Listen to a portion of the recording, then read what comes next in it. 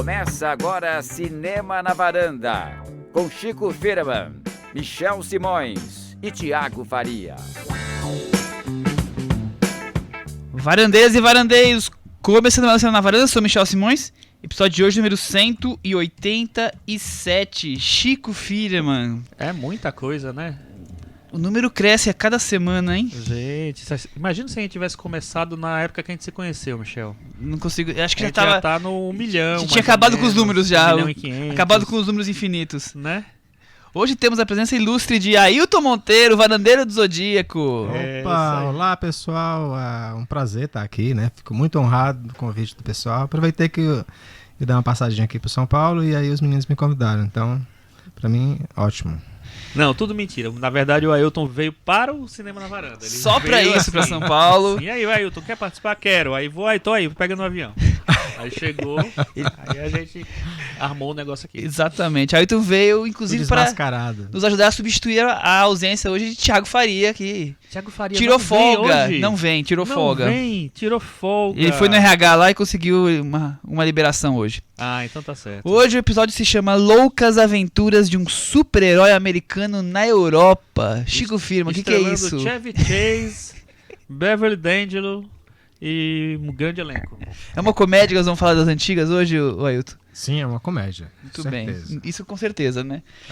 Homem-Aranha Longe de Casa é o principal título do episódio de hoje. Também vamos falar de dois filmes brasileiros, O Divino Amor e Democracia em Vertigem. Então temos bastante assunto pra gente tratar, organizando aí a casa depois de junho que fizemos o especial de 1999. Alguns filmes ficaram de fora, então agora nós estamos já nos atualizando de novo. Tirando um pouco do atraso. Exatamente. Assim, mais ou menos. Vamos começar falando de Homem-Aranha Longe de Casa, o novo filme da Marvel. Filme dirigido pelo John Watts, diretor de 38 anos, americano do Colorado. É o quarto filme dele. Ele já tinha feito o Homem-Aranha anterior, o De Volta ao Lar. E já falou que se a Marvel chamar ele volta no terceiro Homem-Aranha. Exatamente, ele tá no pique. Ele tá no pique. Mas a Marvel não chamou, porque a Marvel nem anunciou qual vai ser o próximo filme dela, né, inclusive. Ele já tá se candidatando, né? Exatamente. Muito bem. Vamos começar com a sinopse, a gente já pode entrar na conversa direto. Peter Parker, Tom Holland, em excursão escolar pela Europa, é procurado por Nick Fury Samuel L. Jackson, para enfrentar novos vilões e se divide entre conhecer cidades como Londres, Paris, Praga e Veneza, conquistar o coração de Zendaya. Não, de Zendaya MJ. não, Zendaya é a Zendaya. É verdade, errei. MJ. De Mary J. De Mary J. MJ, né, no caso. MJ. Não aparece. né? MJ, que é a Zendaya, e salvar o mundo com o enigmático mistério. Jake Gyllenhaal. Muito bem. Nossa, 4 você mandou citar dessa vez. Mas eu sabia que esses aí você não Mas estava... o Zendaya você já mandou. Entreguei a Zendaya. já, né? Ailton Monteiro, o que você achou do novo Homem-Aranha dentro desse universo? Só pra começar, assim, que esse esse pode- filme é, na verdade, nem parece, mas ele é o último filme da terceira série, da terceira fase da fase, Marvel no né? cinema, né?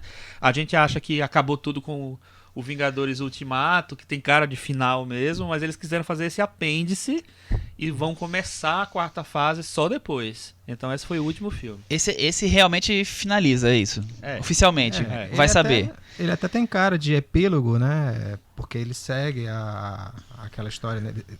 É muito citada a história da morte do Homem de Ferro, Tony Stark, né? E a repercussão, né? A falta que ele faz. Então, mas o filme, ele, a princípio, né? Ele começa com essa situação triste, mas ele é um filme bem pra cima, bem alegre. Sim. Sem dúvida. Eu fui surpreendido positivamente, porque o trailer ele não entrega muita coisa, né? Assim, o trailer você pensa que é uma coisa e no fim das contas é outra. E pra nossa alegria, né? Pra nossa alegria. Então, no primeiro filme eu não tinha gostado muito do Tom Holland. Eu não ia muito com a cara dele. Nesse daí eu já gosto, já simpatizei, já achei que ele Você tá... não gosta? Tom Holland é tão bem. simpático, tão E legal. ele é muito bom ator também, né? Ele Eu vi é, que ele, bom ele, ator. ele me conquistou desde o Impossível lá, que ele faz o filme da Naomi Watts e do Ewan McGregor. Eu acho a interpretação dele Ele é a melhor coisa sensacional. daquele filme, né? Não, aquele filme eu acho legal. Eu Acho gosto, que mas eu acho que ele se saca muito. É daqueles filmes que eu chorei pra caramba. É. Chorei bastante. Não, tem umas cenas bem emocionantes. E eu acho que o Tom Holland segura muita barra ali, porque é um personagem muito... precisa passar por coisas muito maduras ali, né? E tem que ter um diferencial o ator pra poder dar conta disso. Ele naquela época devia ter 13 anos, 14 anos, não sei. Sim, o Impossível, né? É. Mas é isso, Chico? É uma comédia romântica adolescente? Eu acho que eles tentam fazer... recuperar um pouco do espírito do filme anterior, que já tinha essa coisa do high school, né, do filme que se passa nesse ambiente de high school.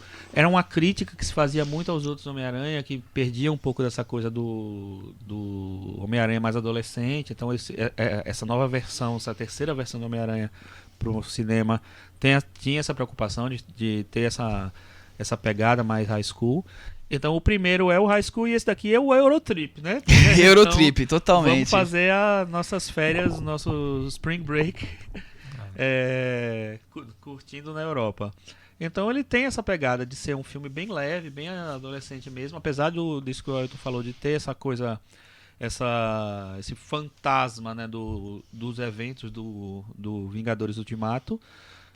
É um filme bem leve que se liberta um pouco disso, assim. Eu acho até que podia ser um filme ótimo para começar a fase nova da Marvel, a fase 4, mas eles acharam que tinha mais a ver porque tinha muita ligação, né, com o Ultimato, então acharam que seria mais o filme adequado para finalizar. É. E aí, tu que mais se destaca aí? O fato, por exemplo, o Chico falou da questão de mostrar um Peter Parker jovem, né? Bem mais jovem, na high school, né? Então, eu acho isso ótimo. Até porque, assim, eu acho que os outros filmes, eles não faziam isso, não. Porque o Homem-Aranha, ele surgiu assim, né? As primeiras histórias dos quadrinhos do Aranha eram ele na escola, né? Ele era o nerd, né? E tudo. E depois ganha superpoderes e tudo. E aí fizeram algumas liberdades poéticas, né, nesse filme, né? O Flash, né, que era um dos amigos dele, né? Inimigos, na época da escola, era loiro, né? Aí nessa daí ele parece diferente, né? A Betty Brant é morena, aparece loira, né? Então tem tomam algumas liberdades de fazer, mas eu achei bem feliz cada uma dessas liberdades que eles tomaram. Eu gosto muito do elenco.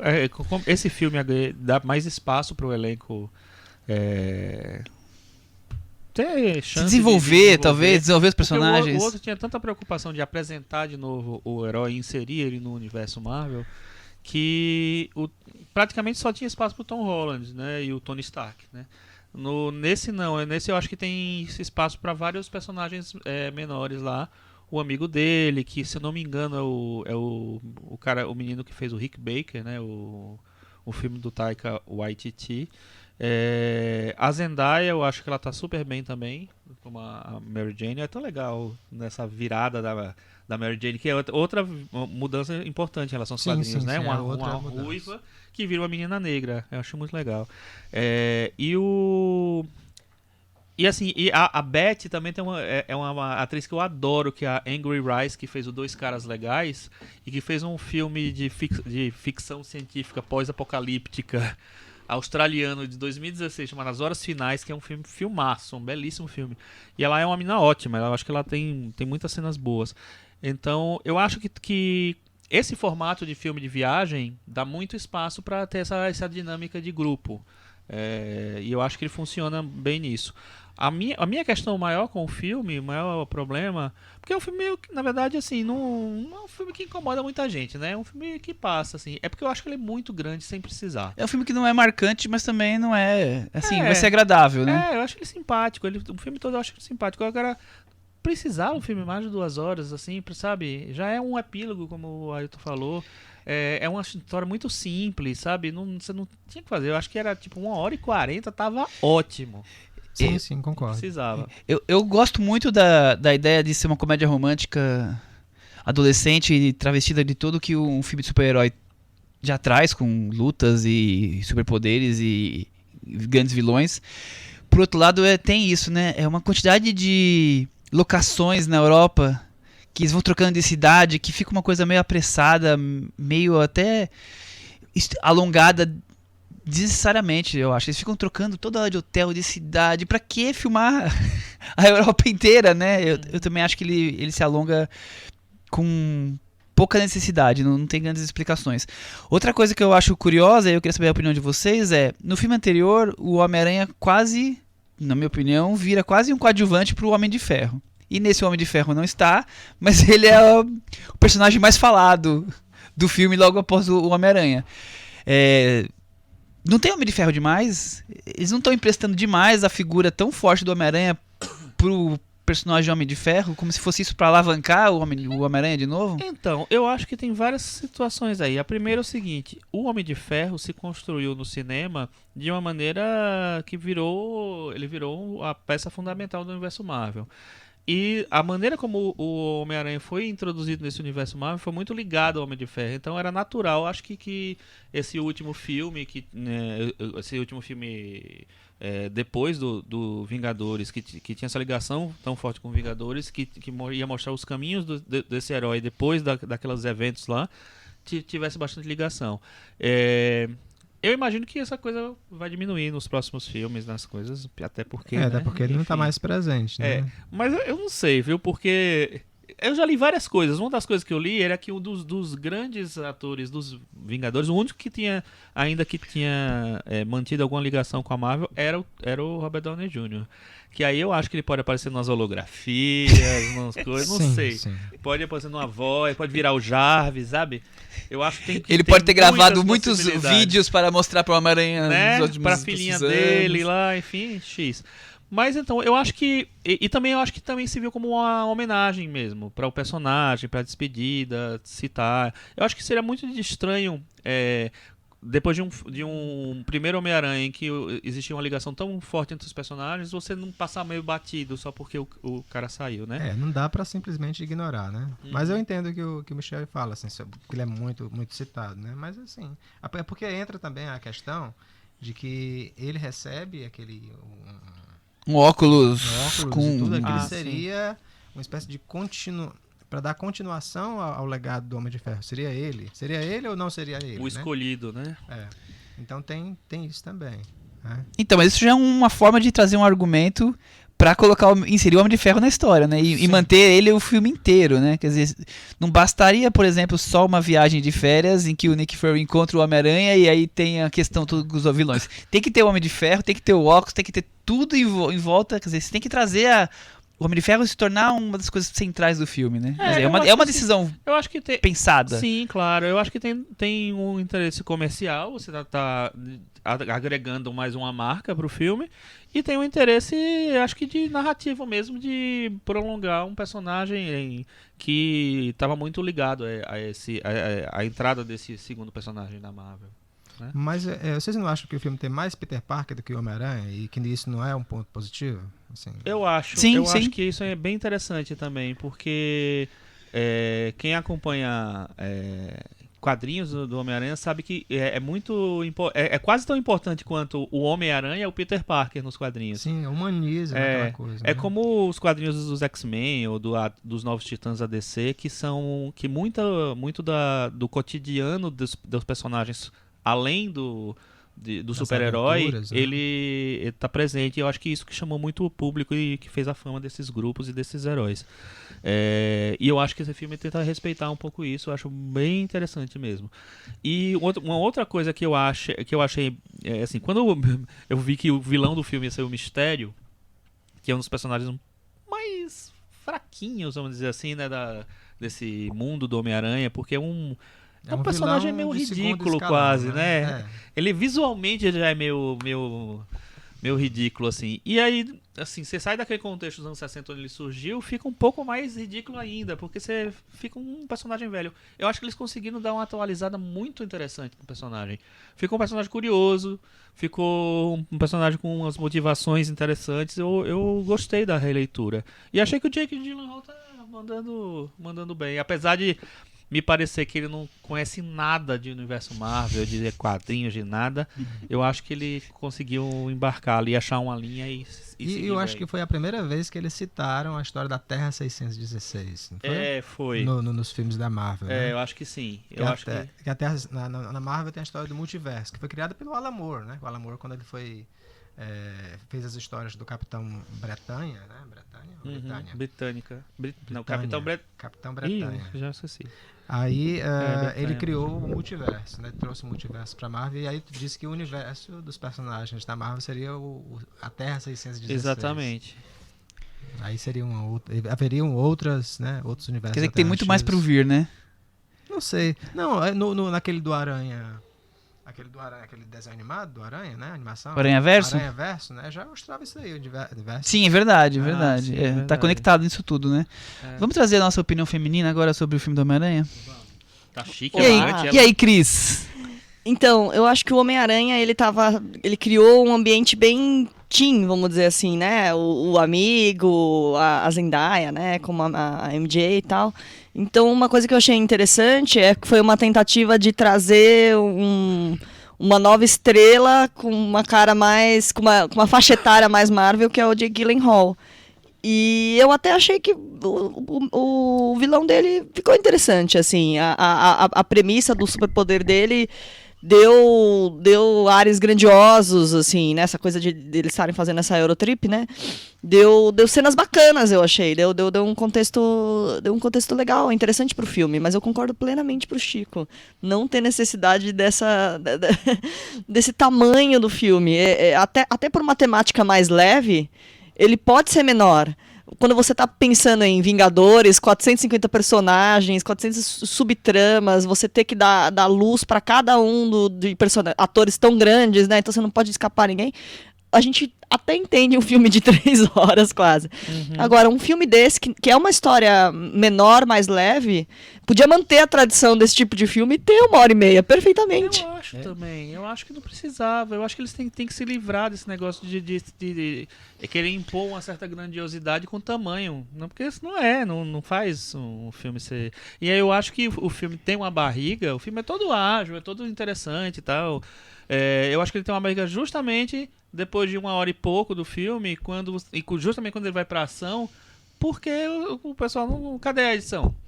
Corta aí Não um tem. pedaço, A gente. edição ali não tá trabalhando muito forte, não. Né? Que gosta de uma edição, né? Não é? Não, e eu achei mas por outro lado, eu achei que o vilão do Jake Gyllenhaal tinha potencial, assim, tanto no filme quanto no bastidor, na divulgação. Eles tentaram recriar esse ambiente de amizade que o personagem do Tom Holland tinha com o Downey Jr.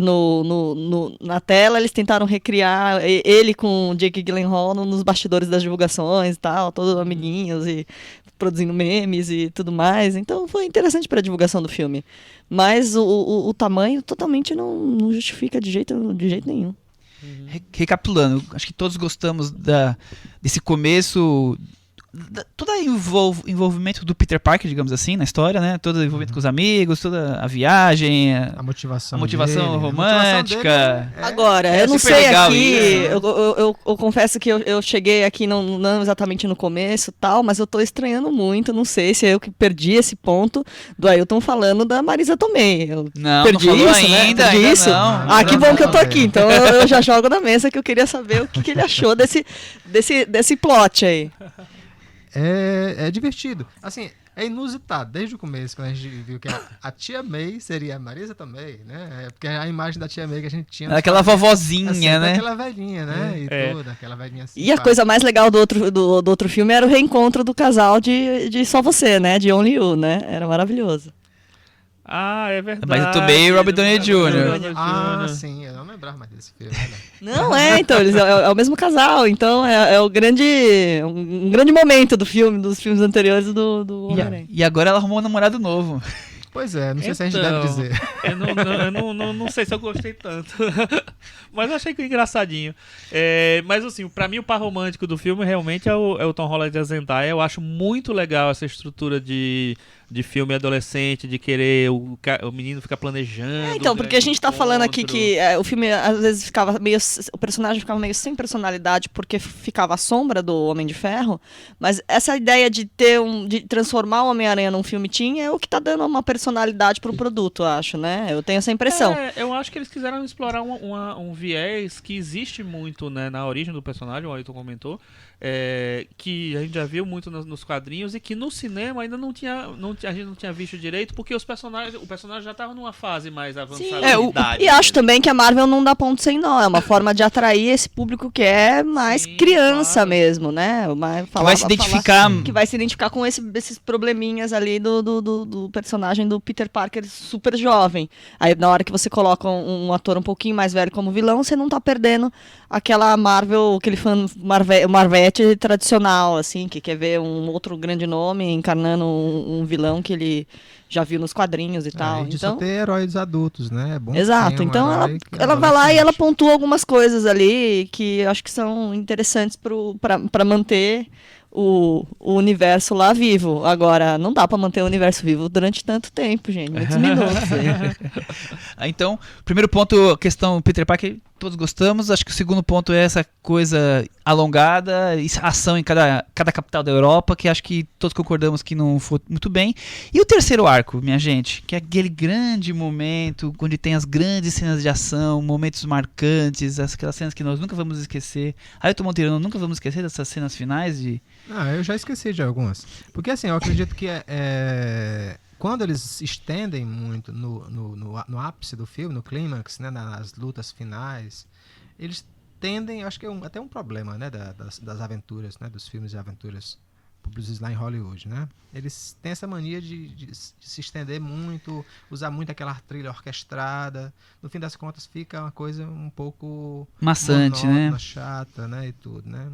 E aí quando a gente percebe que o filme tem mais de 2 horas, então aí acho que o problema talvez esteja nisso aí, como até o Chico comentou. E você, Chico, você acha que tem grandes cenas? O filme vai ficar marcado por efeitos especiais, grandes cenas de luta? A parte dos drones é interessante. E o que eu falei, ele dá uma renovada num personagem que já nasceu velho. Aí eu acho que tem alguma coisa interessante, assim. Mas é isso, né? Depois de um tempo fica um pouco... É uma ideia, né? Acho que é só uma ideia, né? Que depois eu não... acho curioso, mas o meu problema não é nem com a cena de ação em si, é com o tamanho disso, como demora pra se resolver. Porque talvez seja isso. Ele é um filme que ele gasta tanto tempo criando esse ambiente da viagem, do sei o que lá, dos personagens, da paquera e tal... talvez ele demore muito para entrar na ação no Aranha. Talvez se ele equilibrasse isso mais desde o começo, ficasse um pouco mais tranquilo e tu não precisasse fazer um filme de 2 horas e pouco, né? Mas eu acho curiosa a tecnologia. Eu acho que eles usam de uma maneira esperta, mas não vejo grandes... Não vai muito além disso, né? Não teve novidade, né? Assim, em termos de efeitos especiais, novidades, assim. E nem nada que vai ficar marcado, né? Nossa, aquela cena, assim, não acho que vai ficar. Muito mais os enlaces amorosos. Vamos pro Metavaranda? Vamos. E aí, Ailton? Daria 6. 6. Cris, e você? Acho que eu vou dar 6 também. Chico, eu vou dar 6. 6,5. Com isso, nosso querido Homem-Aranha Longe de Casa ficou com 61 no Metavaranda. Longe de casa. Aí, acho que só assim... Vocês acham o que do Tom Holland como Homem-Aranha? É o segundo lugar? É o segundo lugar? Pra mim é o segundo lugar, depois porque o Tobey Maguire Eterno, eu acho né? muito maravilhoso. Todo, infelizmente, sempre será, né? Acho que o Tobey Maguire, ele conseguiu unir o que nós imaginamos do Peter Parker com a coisa do novo e de filmes muito bem dirigidos. O que nesse caso a gente já... Não são filmes... Pelo menos o anterior eu não acho tão legal. Essa coisa dessa sombra do Homem de Ferro. Por mais que o Tom Holland seja muito curioso, ele tá aí se marcando aí como o novo Homem-Aranha. Eu gosto do Tom Holland. Eu gosto, como eu falei no começo, eu gosto do Tom Holland. Eu acho ele um ator promissor. Mas acho que também a pegada desse novo Homem-Aranha é uma pegada muito mais de adolescente, de brincadeira, sabe, de tá virando o Shazam da Marvel? Então, não, o Shazam tá virando Homem-Aranha, talvez. Isso. Mas então eu acho que ele exige menos. O o Tobey Maguire, ele já passa por umas provas dramáticas desde o primeiro filme. Então, eu acho que é um personagem um pouco mais complexo. Esse daí ele ainda é muito adolescente, então não sei, eu acho que o Tobey Maguire ele exige mais na versão do Sam Raimi. Enfim. Isso. E aí, Hilton? Sim, concordo. Como eu falei antes, no começo, no primeiro, eu não gostava muito, né, do Tom Holland, a escalação dele como Peter Parker, mas que nesse filme eu já aceito e gosto. Já acho um personagem, um herói, um ator bem legal, bem interessante. Muito Funciona. bem. Vamos partir então para Brasil no futuro. Divino Amor, filme dirigido pelo Gabriel Mascaro, não sei como é o pronome. Mascaro, né? Diretor de 35 anos, pernambucano. Acho que nós nunca falamos de nenhum filme dele aqui, inclusive o Boi Neon acabou estreando, nós já tínhamos o podcast, mas na época do Oscar acabou escapulindo das nossas pautas. É o 7º filme do Gabriel Mascaro. Então ele tem desde desde documentários como o KFZ 1348, Um Lugar ao Sol e Avenida Brasília Formosa, Domésticas e os outros dois longas de ficção, que é o Vento de Agosto e o Boi Neon. Ailton, você gosta do cinema do pernambucano Gabriel Mascaro? Gosto, embora goste mais do Ventos de Agosto e do Boi Neon. Mas é uma continuação do trabalho dele muito interessante, né? E neste aqui ele tem uma preocupação política, né? A gente está vendo um cenário mais quase de distopia. Distopia, obrigado. Então ele trouxe essa influência que a bancada evangélica, que os evangélicos vêm trazendo para a política atual, né? Sociedade atual, e essa visão do futuro de como é que seria o Brasil governado, né, pelos evangélicos, né? Muito bem. Chico, e você? Antes de a gente falar exatamente do filme, falando da carreira dele. Então, o Boi Neon é um filme que eu gosto muito, gosto bastante, assim. Se eu não me engano, eu não lembro agora qual era o filme. Tinha um outro filme brasileiro daquele ano que eu gostei mais, que era o meu favorito, mas o Boi Neon tava lá coladinho, assim, Não era o Aquarius? Aquarius eu acho que é do mesmo. É 2016 também? Então deve ser isso. Eu gosto muito do Boi Neon. Eu acho que o Mascaro, ele tem uma visão de direção muito, muito interessante, assim. É um cara que tem uma preocupação com detalhes, em trazer questões políticas, em trazer questões sociais para o cinema dele. E não é só isso, ele também é um diretor, né, cinematográfico, vamos dizer assim. Ele tem um repertório, né? Repertório. Você vê que é um cara que entende de cinema, que gosta de cinema e que quer um produto bonito, assim, bem acabado. Eu gosto de todos esses filmes, na verdade, dele. O Domésticas eu acho um filme bem interessante e tal. Acho meio aberto, na verdade. Curioso que o Domésticas ele deu a câmera pra, sei lá, 5 adolescentes pra gravarem as domésticas das suas casas, né? E aí depois ele montou esse material. Eu acho as ideias muito interessantes dos documentários dele. Eu só vi o Domésticas dos documentários, mas eu acho que, por exemplo, o primeiro dele, que é o KFZ, ele foi atrás de todos os donos de um carro, né, que essa placa é de um carro, e ele vai seguir e entender a vida de cada um dos donos desse, acho que deve ser um Fusca, alguma coisa assim. Então, eu acho as ideias muito curiosas na parte dos documentários. E aí quando ele entra nos longas, eu acho que aí ele vai aperfeiçoando, porque ele tem esse repertório cinematográfico. Na ficção, né? Quer dizer, nas longas não, todas são longas, na ficção, E ele traz coisas genuínas brasileiras. Então, O Vento de Agosto e o Boi Neon são filmes passados fora das metrópoles, né? Filmes que têm uma abordagem de sexo muito curiosa. Ele sempre tem o sexo como um dos temas nos seus filmes. Mas não só isso, né? Quer dizer, o Boi Neon é um cara no meio de um rodeios que quer ser costureiro. E qual essa relação... Quão antagônica essa relação, né? Você consegue ser sentimental dentro de um ambiente tão... barrento, viril, quer dizer, eu acho que isso aqui é um cineasta bem promissor, né? Nem só promissor, já tá aí, já tá fincado, aí, né? Os filmes dele passam nos festivais lá fora, quer dizer, o Divino Amor passou em Sundance e em Berlim, mas os outros filmes, o Boi Neon foi premiado, o 20 de Agosto passou em Locarno, quer dizer, ele tá aí sempre em destaque, já é um dos maiores expoentes aí do cinema brasileiro Eu acho. lá fora. Eu acho também. Eu gosto. E o Divino Amor agora? Vamos falar de Divino Amor? Então vamos pra sinopse? Brasil 2027. O Estado laico deu lugar a um país cristão. A escrivã Joana Dira Paz. trabalha num cartório, mas tenta de tudo para que os casais em crise não sigam para o divórcio. Inclusive levar os indecisos para uma terapia pouco ortodoxa, no grupo Divino Amor. Focados em ter filho, tudo balança quando ela e o marido também entram em crise conjugal. Marido Júlio Machado. Muito bem. E aí, Chico, o que você achou de Divino Amor? Achei bem curioso. Eu gosto muito de ficção científica, né? E eu gosto muito dessa ficção científica diferente, né? Não é uma ficção científica de cenários, de efeitos especiais, até porque eu acho que tem um trabalho, né? Mas em relação a isso, mas não é um filme de ficção científica clássico, né? É mais uma ficção científica conceitual. Só tem algumas coisinhas que transformam ele numa ficção científica, né? Eu acho que ele busca, por exemplo, ele busca cenários, ele busca o prédio onde ela trabalha, né? E a maneira como que ele enquadra as coisas. Então ele tenta dar uma, sei lá, configurar essa coisa futurista de uma maneira menos óbvia.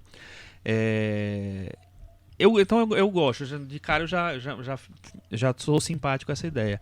E eu acho que ele faz essa tentativa de leitura política, de conversar com o momento, como o Ailton falou, com o momento que a gente vive, de uma quase distopia mesmo, de involução de várias coisas, de várias questões sociais e tudo. Eu acho bem interessante, assim. E se aprofundar nessa coisa da religião como uma maneira de, sei lá, voltar a um tipo de pensamento mais que a gente já meio que tinha se livrado um pouco. Então eu acho que ele trabalha várias coisas interessantes. Eu não acho que o produto final seja muito tão bem acabado quanto ele pretendia. Eu acho que às vezes tem mais intenção do que Resultado final. do que um resultado, assim. O Boi Neon eu vejo uma coisa muito bem acabada. Era um filme menos ousado nesse sentido, né? Porque ele não tem...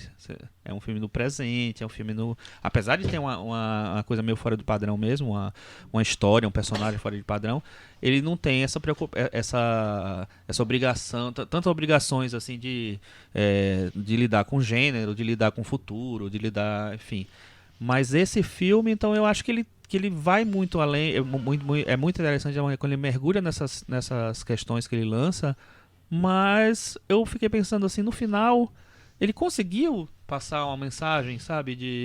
De olha o que a religião pode fazer, o excesso de religião, talvez. Será que ele não consegue uma mensagem só Pode fazer. discreta demais? Não sei. Talvez. Ou então já para iniciados, já, sabe? Para pessoas que já pensam um pouco como ele. Enfim, não sei. O Ailton, o Mascaro em entrevista coletiva disse o seguinte: o Brasil está vivendo atualmente mudanças radicais na sociedade e a religião, sobretudo a evangélica, em suas distintas variantes, está tendo cada vez mais influência. Devemos refletir sobre o que isso quer dizer. Pois é, eu concordo com isso, mas também me incomodou, até eu acho que por eu ser de família evangélica, né? Me incomodou o modo como é frequentemente atacado ou mostrado de maneira jocosa ou corrupta ou exageradamente fanático, né? As pessoas, né? Os evangélicos. E isso daí já é uma coisa costumeira da gente ver no cinema brasileiro e no cinema e na televisão também, nas novelas da Globo, né? Raramente as pessoas mostram outros lados que não lado meio jocoso dos evangélicos. Aí eu até comentei com você, acho que foi ontem ou foi anteontem, né? Sobre isso, que eu acho que o único filme que eu vi que mostrou os evangélicos de maneira respeitosa, e eu acho que foi o Carandiru, do Hector Babenco, né? Que tem uma cena belíssima em que o sujeito ele se converte, né? Aquela cena é linda, né? Mas os outros filmes não. Tem um chamado Éden, né? Do Você viram esse Éden? Vi, com a Lenda Leal, do Bruno Safdie. Bruno Safdie, né? Porque também ele lida com a religião dessa maneira. Mas depois a gente percebe que o nome do filme, que o Divino Amor, ele tem um desenvolvimento que ele torna mais complexo essa questão, né? Ele simplesmente não está criticando, né, o cristiano, né, os aspectos Ser evangélico, né? Não é essa a crítica, né? Acho que é um pouco mais complexo, né? Eu acho isso. Eu acho que ele usa a religião e o fanatismo, vamos dizer assim, para falar muito mais de como a gente está sujeito hoje em dia a uma volta a, sei lá, É um mundo mais retrógrado, mais um mundo mais conservador, né? A capa da Super Interessante desse mês é obscurantismo. E eles, né, falam sobre várias... a partir de várias vertentes de como a gente está voltando para pensamentos que a gente não... sabe, já tinha se libertado. Então eu acho que ele tenta falar um pouco disso e aí ele pega a religião como um canal para isso. Mas eu acho que realmente é uma coisa mais complexa, que ele tenta, um exercício mais complexo de pensamento que ele tenta fazer. Não acho que a religião seja só o foco, não. Eu acho que ele tenta mostrar de sei lá, um país, ou um mundo, na verdade, porque eu acho que o mundo também está seguindo esse caminho, sei lá, voltando, dando passos para trás mesmo. Eu também acho que é isso.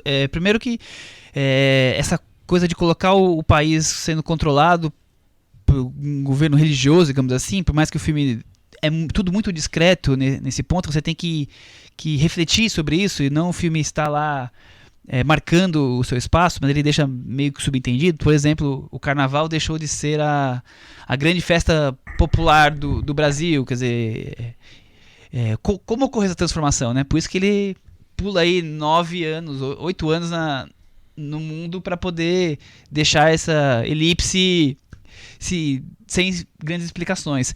Mas eu acho curioso isso, quer dizer, como o filme, quando você chega no mundo 2027 e fica sabendo que o país não é mais laico e que tá todo mundo ali seguindo preceitos cada vez mais conservadores, como ficou a vida, né?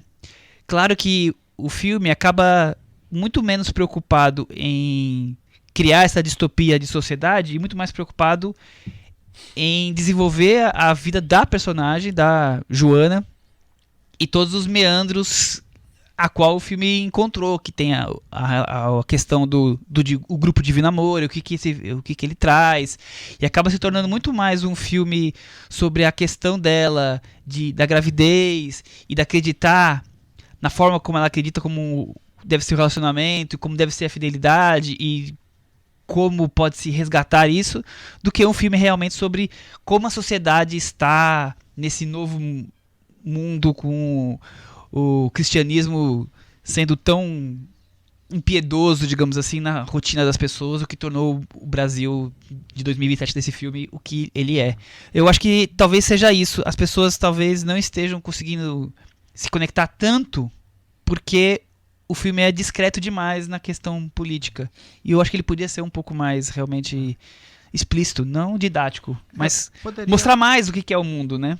Mas eu acredito que o filme ele melhora quando ele sai um pouco disso daí e vai tratar mais da questão do drama da maternidade da personagem da... Sim, mas aí não precisaria ser um 2027 com um país não mais laico, quer dizer, poderia ser hoje. Poderia ser uma simples drama e ter esse grupo de Divino Amor. Eu consigo enxergar isso tudo.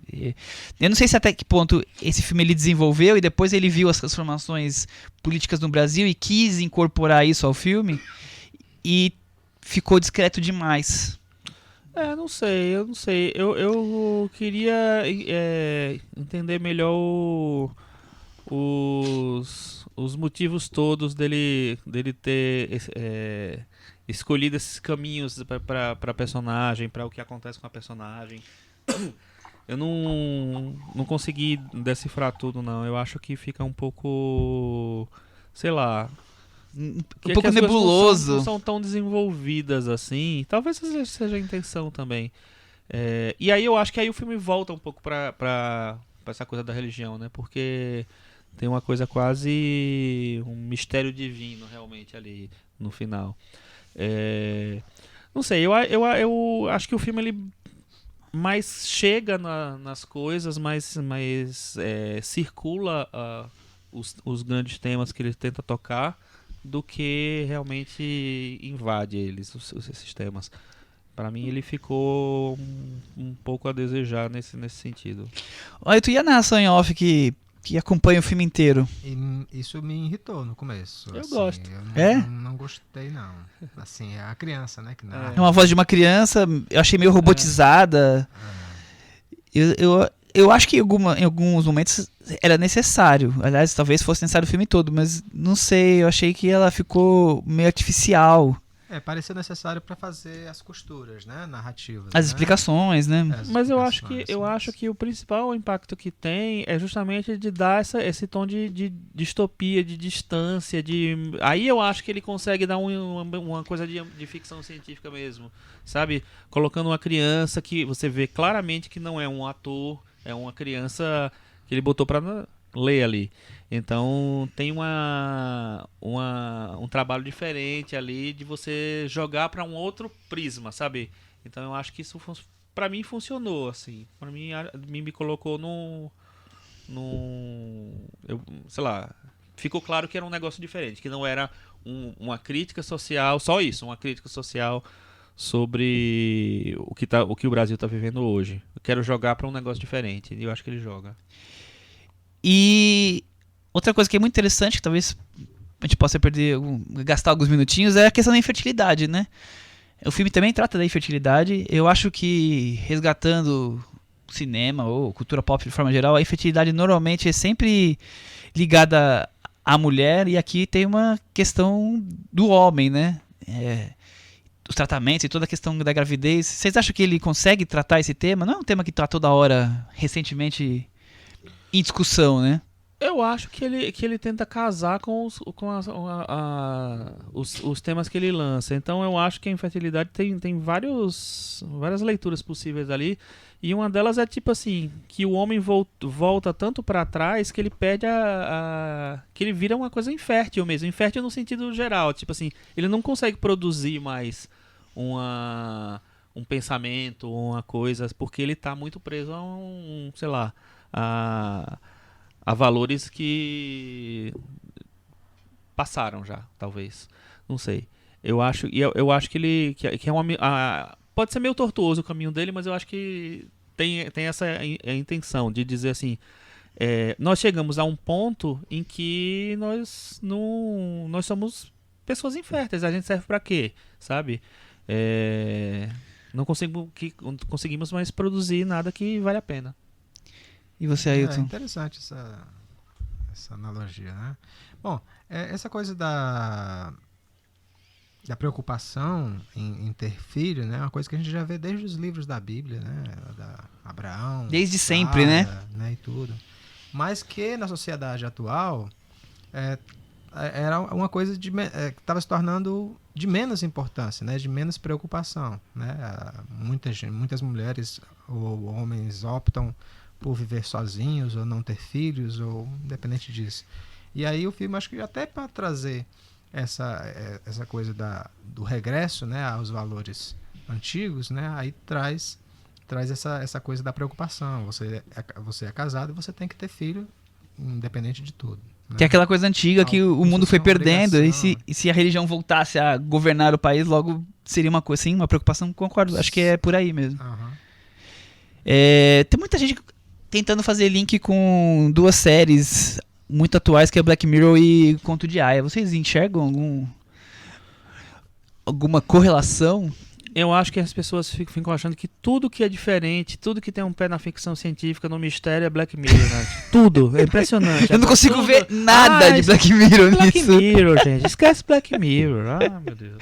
Eu ainda o Conto de Aia até consigo imaginar. O Conto de Aia sendo um divino amor levado à enésima potência da violência. O Conto de Aia é uma distopia, então sim, eu acho sim. que tem tudo a ver. Acho que tem. Mas Black Mirror, mano, tudo é Black Mirror. Eu já tô com preguiça eu nunca disso. vi Conto de Aia, então não sei nem. Então não tem muito o que comentar. Antes da gente ter uma cidade de ir pro drive-thru da oração, vamos pro Metavaranda? Sim, Eu essa vou história do drive-thru da oração, né? Como vocês disseram, né? A Cris falou que existe aqui em São Paulo. Existe não só em São Paulo, em Brasília, tem em vários lugares. Existe? Existe isso. Eu fiquei assim, Aqui pertinho, Chico Firman, Sério? pertinho da varanda temos um drive-thru da oração, né, Cris? Olha, interessante isso, porque eu vi isso justamente como essa intenção dele de dizer que as coisas estão tão diluídas que agora você passa num drive-thru para receber um Pois é, passe. você imagina alguma coisa É. absurda, né? É. Essa coisa absurda já pensaram, já existe há mais de décadas já, gente, em vários lugares. É isso, Jesus. Jesus. Mas enfim, né? Metavaranda. Chico, agora você vai começar. 6. E você, Ailton? 6 também. Nós estamos hoje no dia do 6, hein? Eu também vou dar nota 6 e com isso o Divino Amor ficou com 60 no Metavaranda. Ele se segurou pra não cair, mas tá aqui pendurado. Pendurado não, está aqui na varanda. O Homem-Aranha ficou com quanto? Com 61. Nossa. Um acima. Vamos seguir no Brasil. Vamos resgatar um pouco, já que estávamos falando da política presente e futura, vamos falar um pouco da política passado mais recente possível. Filme dirigido pela Petra Costa, Democracia em Vertigem. A Petra tem 36 anos, brasileira.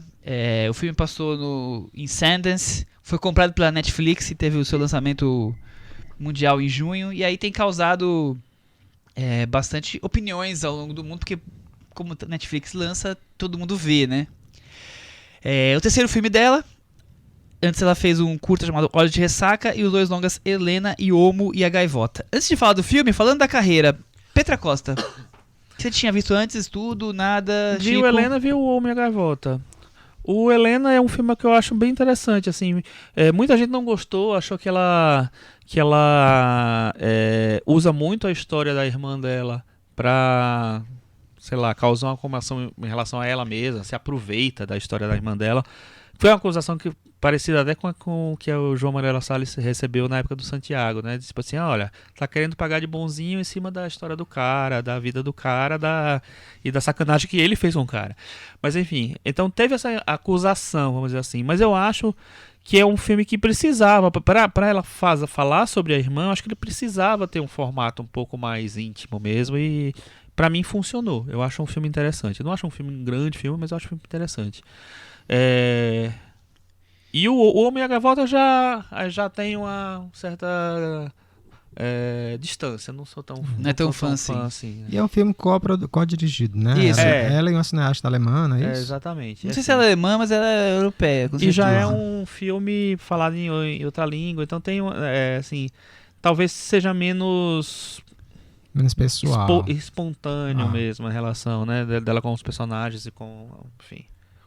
E você, Ailton, o que você tem da carreira dela? Eu também só vi esses 2 filmes, né? Antes do Democracia em Vertigem. Só tem 2, Helena. ela tem um curto e tem esses 2 filmes.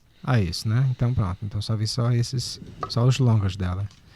E gosto, eu gosto mais do Helena do que o Homem e a Gaivota.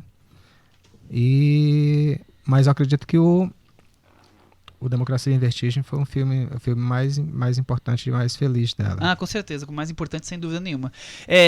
Eu também gosto do Helena, acho o Homem e a Gaivota... Eu gosto também, acho o filme curioso.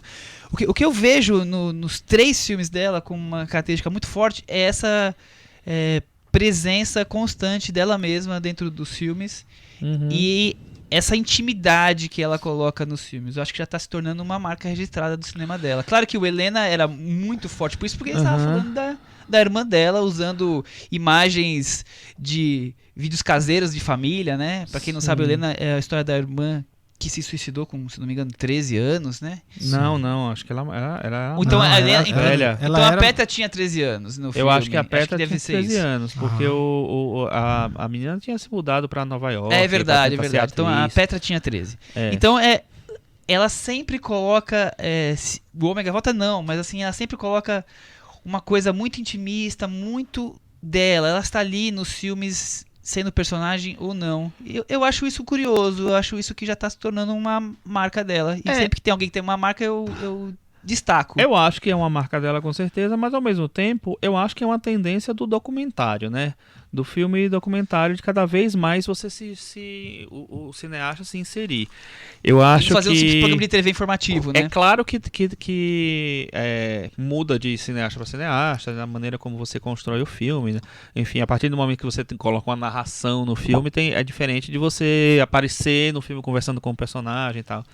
Então, mas eu acho que tem isso. E o documentário brasileiro, né, recente, dos últimos, sei lá, 10, 15, 20 anos talvez, tem muito isso, né? O Eduardo Coutinho era um cara que ele se jogava no filme dele totalmente diferente da Petra, diferente. mas assim, ele estava muito presente no filme dele, na relação com as pessoas que ele encontrava, que ele conversava. O João Moreira Salles, que eu falei, né, fez o Santiago, que é um filme que é super íntimo também, fez agora o filme sobre a mãe dele, né, e tal, do Intenso Agora, que também ele se coloca muito presente. Então eu acho que o cinema de documentário brasileiro, principalmente dos últimos tempos, é quase que obrigatório você aparecer. Sim, mas eu acho que, por exemplo, nesses filmes aí, eles se colocavam a favor do tema ou do personagem que eles estavam retratando. O que eu acho da Petra, talvez seja a diferença, é que daqui a uns anos, quando ela tiver feito uns 10 filmes, eu vou ter a sensação que eu vou ser amigo dela. Tanto que eu acho que eu vou conhecê-la, porque ela se coloca no filme, e não ela entra no filme pra fazer o filme divulgar. Eu acho que esse que é o diferencial. É como se ela tivesse... Eu vou tratar de uma coisa da minha vida agora aqui e vou fazer um filme, sabe? Eu acho que tá sendo mais pessoal do que... Por exemplo, o Santiago, que ele entra no filme, tem uma relação, mas é sobre o Santiago. Eu acho que é sobre a Petra relacionada com a irmã, a Petra relacionada com a política recente brasileira. Quer dizer, é como ela fosse uma visão dela dos filmes, assim, mais do que simplesmente ser a diretora do filme. É isso mas que você eu não acha vejo. isso positivo? Assim, Positivo, tô falando que isso é positivo. Sim, entendi. É diferente, é algo que ela ela tá traz trazendo de a assinatura. sensibilidade, né? Ele traz uma sensibilidade. Ao mesmo tempo que a gente percebe do João Moreira Salles assumindo a voz dele, né? Que no Santiago não era a voz dele narrativa, né? Era do irmão dele, né? Exatamente. Então, no Santiago, a voz dele, ele usa para falar da mãe dele, né? E tudo. Então, nesse daqui também a gente percebe, inclusive hoje é aniversário hoje, 8 de julho, né? Da gravação, aniversário da Petra Costa, né? Por isso que eu falei que ela tem 36 anos, já Olha. considerando o aniversário dela hoje, que estamos gravando hoje, Pois na é. segunda-feira. Então ela, como boca seriana, traz uma O sensibilidade. Varandeiro do Zodíaco não ia deixar de comentar alguma Não, coisa. não. ia Muito deixar. bem-vinda. É aquilo que poderia ser apenas um resumão da história do cenário político brasileiro, né? Lembrando que o nosso Enfatizando Varandeiro do desde o PT. Zodíaco também é canceriano e também fez aniversário essa semana. Inclusive ontem, parabéns para o nosso Varandeiro do Zodíaco. Quase. Aniversário no mesmo dia do Ringo Starr, né? Aí sim, hein? Outro Melhorou nível, a né? situação. Outro nível. É. Vamos pra sinopse, assim a gente já pode entrar no filme e debatê-lo. Narrado em primeira pessoa, o documentário faz uma análise do Brasil desde o mandato de Lula até a eleição de Bolsonaro, com maior foco no processo de impeachment de Dilma. E aí, Chico? Eu acho curioso a existência desse documentário, muito próximo depois da existência do documentário da Maria Augusta Ramos, que é o Processo, né, do ano passado, a gente falou aqui. Do ano passado ou desse ano? Do ano Ano passado. passado. E dois filmes que têm uma temática muito parecida. Esse tem um recorte um pouco maior, ele tenta ser um pouco mais abrangente. O filme da Maria Augusta é mais sobre o impeachment da Dilma, fechado nisso. Conta né, o processo e do tal. impeachment, né? É isso. Mas acho curioso que são duas mulheres, né, duas documentaristas, e duas mulheres que tiveram acesso muito próximo, muito perto, né, dos grandes objetos lá dos filmes dela, né, da Dilma e no caso da Petra da Dilma e do Lula.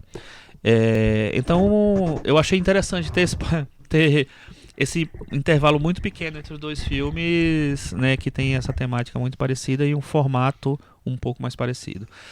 O filme da Maria Augusta é um pouco mais sério, vamos dizer assim, mas sério não, mais duro, tal. É um filme mais quase opressor, porque ele acompanha muito o processo em si. Esse filme ele é mais abrangente, ele é mais íntimo, como a gente falou.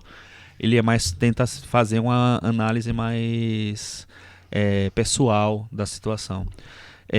O que eu achei desse filme, eu achei assim. Eu achei que é um filme muito didático em relação a todos os eventos, né, do que aconteceu, do que ela tenta contar.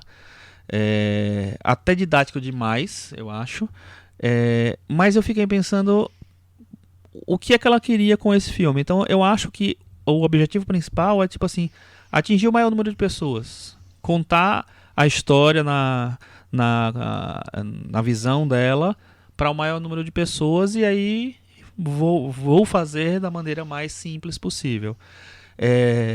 Num tempo em que as pessoas acreditam mais na notícia que chega no WhatsApp, acabou de chegar um, inclusive, agora, do que numa... Ailton Monteiro, imagina, para, o celular dele não para. do que nos livros de história, do que nas matérias, né, mais aprofundadas, nas reportagens mais aprofundadas. Se você acredita mais na notícia do WhatsApp, talvez esse filme seja o filme perfeito. É o filme que mais talvez traduza esse momento que a gente está vivendo. Paralelamente a isso, eu acho que ela... Que tem uma coisa que se aproxima muito da dinâmica que acontece hoje, que nos últimos tempos, desde a eleição do Bolsonaro no Brasil, que como ela joga muita questão familiar no filme. Ela fala do avô dela, que era que é um grande empreiteiro do Brasil. Um dos fundadores da Andrade Gutierrez. Um dos fundadores da Andrade Gutierrez. E coloca muito essa questão de divisão da família. Eu acho que aí se aproxima demais, realmente, do que aconteu em todas as famílias. Meses, em todas as famílias, né? Com todo mundo saindo dos grupos do WhatsApp. Eu saí de vários, inclusive. Então, apesar de eu achar que existe um excesso de didatismo. De didatismo e eu acho que ela força um pouco em alguns momentos na tentativa de poesia, de poetizar as coisas. Eu acho que o filme se aproxima por esses dois prismas. Pelo prisma do didatismo ser realmente quase uma arma contrária ao que acontece. Contrária não, mas assim, é o mesmo mecanismo que se usa hoje para disseminar as coisas. E o filme fala com essa questão da família, que realmente está em voga aí nas discussões políticas. E aí, Ailton Monteiro? Olha, eu já vejo o didatismo como algo positivo para o filme. Assim, ao contrário do filme da Maria Augusta Ramos, que se não for visto aqui no Brasil não vai ser compreendido, né? Porque ou pode ser muito compreendido, pouco compreendido, né? Porque ela não apresenta nem os nomes dos personagens, né? Ali que são muitos personagens ali naquele processo, tudo, né? E a Petra Costa, ela faz questão de dizer isso daqui, tal e tal, então ela apresenta aquilo ali. Então, é por isso que esse filme ele tem tido um alcance grande, inclusive no exterior, né? O New York Times considerando os melhores filmes do ano, ficou entre os 10 melhores do primeiro semestre, né, de 2019. Sim. E há esse burburinho da possibilidade de ser indicada ao Oscar de documentário para o próximo ano, né? E além de toda essa popularidade, né, gerada por conta de ter sido lançado na Netflix, né? Eu até estava perguntando antes da gente começar aqui ao Chico se esse não seria o documentário brasileiro mais assistido de todos os tempos. Porque a gente não tem uma tradição de documentário visto por tantas pessoas, eu não sei. Tão populares assim, né? Talvez. Não sei. Então, assim, agora o filme ele massacra um pouco a gente ao apresentar essas histórias, né? Essa história recente, né? A gente vê aí o que a gente chegou, né? Até depois, né? O pós, né? Até a chegada no Bolsonaro, né? E tudo. Então, e a diretora também, eu acho que ela não, em nenhum momento ela quer ser imparcial, né? Não, nenhum momento. Né? Ali, ao contrário, né? Ela já diz, né, de que lado está. Embora ela não fique cega quanto aos erros do PT, né? Então...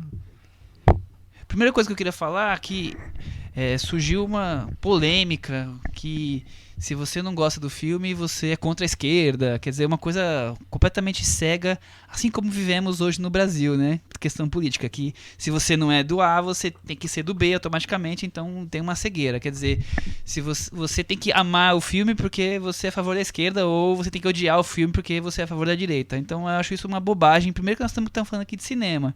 Então o cinema tem duas coisas que o filme traz. Tem a questão política, que você pode ter a opinião que você quiser, e tem a questão de cinema, como a Petra usou a linguagem cinematográfica para fazer o filme dela, né? Acho que são duas questões e nós estamos aqui para discutir, claro, as duas, porque o filme é a soma das duas. Eu acho muito interessante, como eu falei no começo, a narração em off, totalmente pessoal, intimista. Ela sim é totalmente parcial, ela tá ali colocando, em alguns momentos ela coloca, como o Ailton levantou, alguns questionamentos, como ela é mais voltada para a esquerda, alguns questionamentos de possíveis erros da esquerda que ajudaram a culminar no que aconteceu com o fortalecimento da direita e o que ocorreu com a eleição do Bolsonaro. Mas ela tá ali, sem dúvida nenhuma, advogando pro lado da esquerda, sem medo de ser feliz, digamos assim. Eu volto a falar que eu já tinha falado com o processo, que eu falei com o mecanismo e com tudo mais. Acho que nós estamos sendo bombardeados pelo cinema, pelo que nós já estamos sendo bombardeados diariamente, pelos noticiários, pela imprensa de forma geral, com a questão política. Já estamos aí há 4, 5 anos que nós não temos um dia de respiro. E os filmes não estão esperando os fatos realmente ocorrerem e a gente ter maior clareza e já estão lançando as suas opiniões. Eu acho isso problemático, tanto para um lado quanto para o outro. Você pode queimar a sua língua daqui a alguns anos. A própria Petra Costa falou que se soubesse dos vazamentos aí, né, do caso do Moro, né, pelo The Intercept, não teria fechado o filme agora. Ela teria demorado mais um pouco, né? Será que o primeiro mecanismo teria sido como foi, sabendo dos vazamentos do Moro, sabe? Então, o que eu tô querendo dizer, eu acho que os dois lados vão acabar queimando a língua, porque eu acho que os dois lados são problemáticos e tem muito a esconder. Mas falando eu do lado acho político. que aí você tá cobrando, tipo assim... Acho que tem pressa, tem que esperar pra fazer esses filmes. Mas eu acho, Michel, o seguinte, assim, primeiro que a gente vive num momento um pouco mais urgente de notícia, enfim, tem isso. Mas eu acho que fora isso, tipo assim, quando é que terminam as coisas? Quando é que você determina que acabou, agora você pode contar a história? Não, não tem um fato que tem um corte. Mas é isso que eu falo. Mas tem um entendeu? momento que as coisas ficam um pouco mais claras. Você tem certeza absoluta, tá tudo muito claro. Então, mas isso é muito etéreo. Não dá pra você dizer assim, agora acabou Tipo, a história, eu posso contar aquela história ali. O Bolsonaro foi faz 6 meses, então a coisa nem Mas tá o filme não é sobre o acontecendo. Bolsonaro. Eu sei que não. Então, termina com a eleição dele. Então, termina com a eleição dele porque sim, beleza, entrou ali, realmente tinha que ser mesmo. Eu vi recentemente um filme no Inedit, o único filme que eu vi, que chama The King. É um filme teoricamente sobre o Elvis Presley. Só que na verdade é um filme sobre a América. E a América tradicional, a América do não sonho americano, entendeu? A América que, sei lá, ele faz um paralelo entre o Elvis e o que é a América. E vai costurando e ele terminou de filmar logo depois da eleição do Trump. Então, em vários momentos do filme, ele tá citando as pessoas com quem ele entrevista e tal, falam, não, o Trump nunca vai ganhar, não tem condição nenhuma e tal. E aí o Trump ganha, no final ele coloca isso tal no filme. Então eu acho assim que não dá pra você estabelecer, olha, só dá pra contar essa história a partir de determinado momento. Claro. Isso eu acho que... Se a pessoa quer fazer um documentário sobre isso, sabe, sobre o processo de impeachment da Dilma, é uma coisa. Não quer dizer que tem que ser definitivo. Não, com certeza. Eu acho que o filme da Maria Augusta Ramos, pra mim, eu defendi isso quando a gente conversou sobre ele, eu acho que a importância dele foi que a gente vinha num momento em que a mídia, diariamente, tinha um tom totalmente acusatório em relação a Dilma e ao PT e ao Lula e etc e tal. Então o filme me chegou como tipo assim, agora pelo menos tem um outro lado, pelo menos a história está sendo contada por um outro viés.